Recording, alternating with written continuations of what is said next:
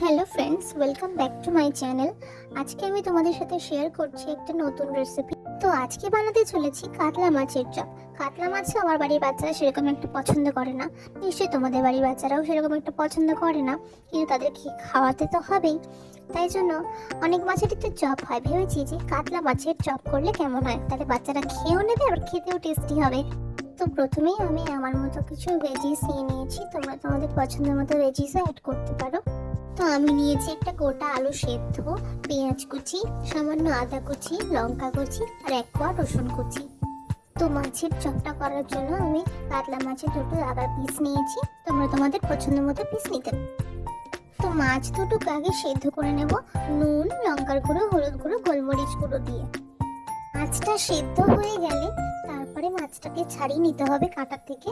তারপর যে ভেজিস গুলো আমি দেখালাম প্রথমে, সেই ভেজিস গুলো দিয়ে ভালো করে মেখে নিতে হবে। এতে অ্যাড করতে হবে জিরের গুঁড়ো, ধনের গুঁড়ো, লঙ্কার গুঁড়ো, হলুদ গুঁড়ো আর স্বাদ মতো নুন। এইবার এই মিশ্রণটাকে তোমার পছন্দ মতো শেপ দিয়ে ভালো করে ডিমের ব্যাটারে চুবিয়ে তারপরে ব্রেড ক্রামে কোট করে, তারপর আবার ডিমের ব্যাটারে ডিপ করে ব্রেড ক্রামে কোট করে ভালো করে ডুবো গরম তেলে হাই ফ্লেমে ভেজে নিলেই রেডি আমাদের কাতলা মাছের চপ। বাড়িতে তোমরা এরকম রেসিপি অবশ্যই ট্রাই করবে, দেখবে তোমাদের বাচ্চারা অনেক চেটে পুটে ভালো করে আনন্দ করে খাবে।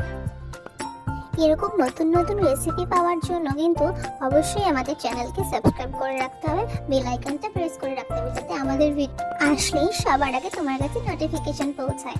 সবাই ভালো থেকো, সুস্থ থেকো, আর একটা লাইক কিন্তু অবশ্যই করে যেও, ভুলে যেও না কিন্তু। ভালো লাগলে একটা কমেন্ট করে দিও কিন্তু। আজকের মতো এখানেই শেষ করছি, দেখা হবে পরের ভিডিওতে। Tata, bye bye.